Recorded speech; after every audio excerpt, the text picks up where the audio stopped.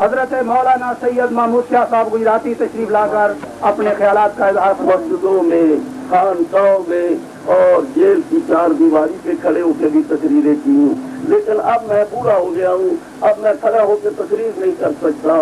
اور پھر یہ مجلس و چیلم ہے، تقریر میں نے کیا کرنی ہے، صرف 2-3 واقعات عرض کروں گا، اپنے جذبات کا کچھ اظہار کروں گا، کیونکہ یہ چیلم ہے حضرت پیر محمد ایوب شاہ صاحب رحمۃ اللہ علیہ کا۔ ان کے مرید بھی یہاں بیٹھے ہوئے ہیں، ان کے بھائی بھی یہاں بیٹھے ہوئے ہیں، ان کے کوئی استاد بھی شاید ہوں گے اور ان کے اور کوئی تعلق والے ہوں گے، لیکن میرا تعلق پیر ایوب شاہ صاحب سے آج سے 47 پہلے سال کا ہے، 47 سال پہلے تعلق ہے۔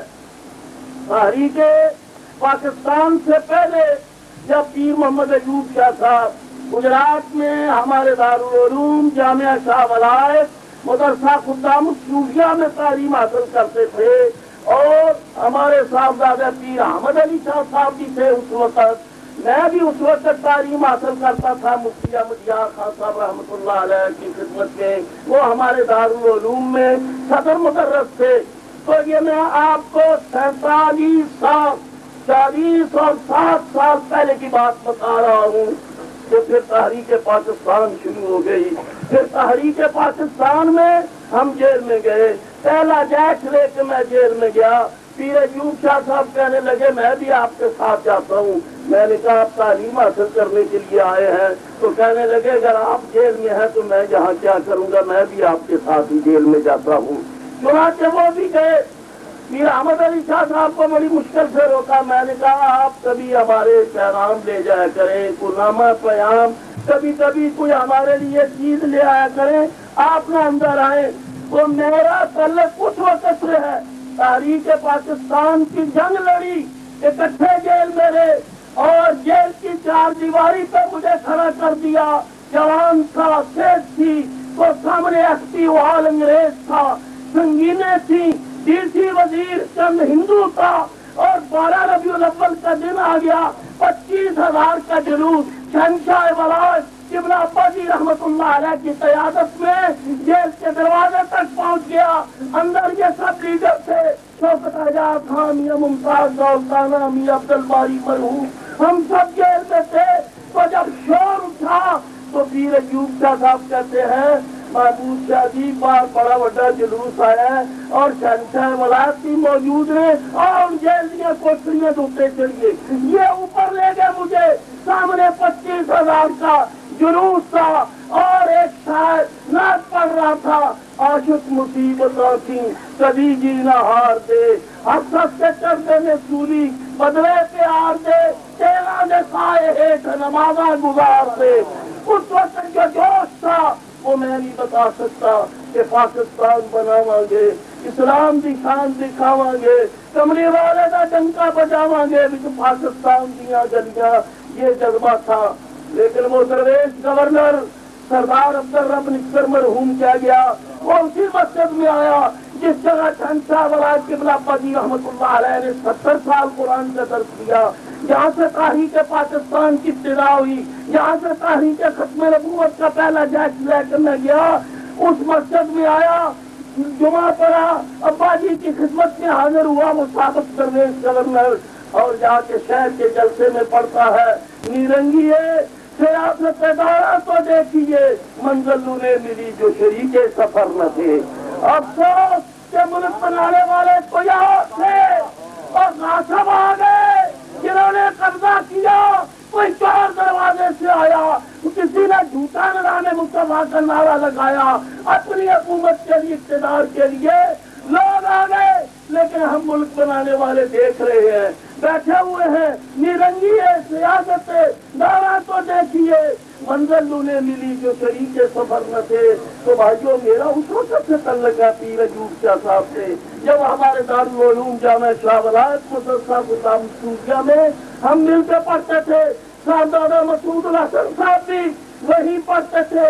وہ دور آج مجھے یاد آ گیا، 47 سال کے بعد ہم رسول کیلم میں شامل ہوا ہوں. آج مجھے رحمت اللہ علیہ کہتے ہوئے میری زبان رکتی ہے. آج زبان میری رکتی ہے.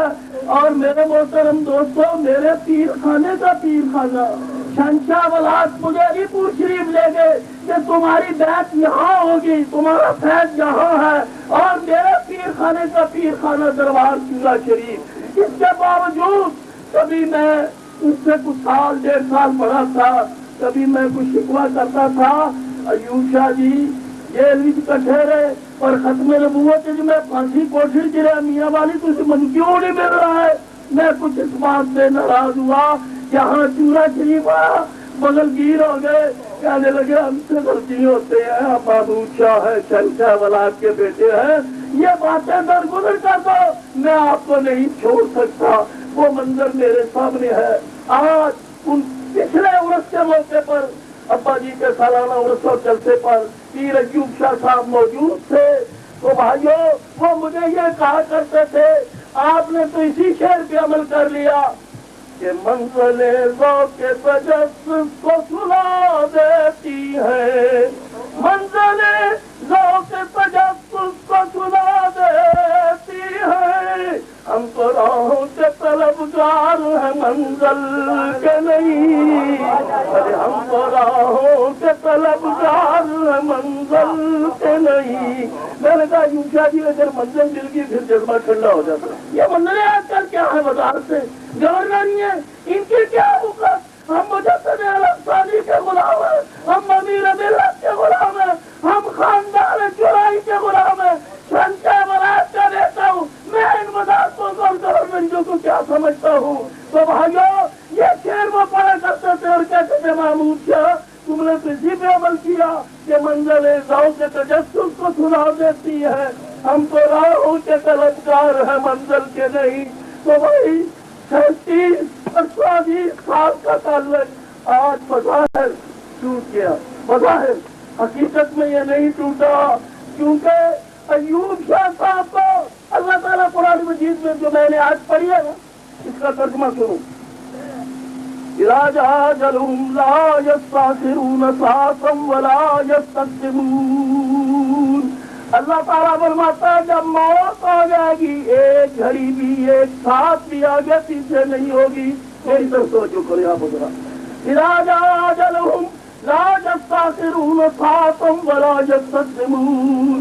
جب موت آئے گی ایک گھڑی بھی آگے پیچھے نہیں ہوگی.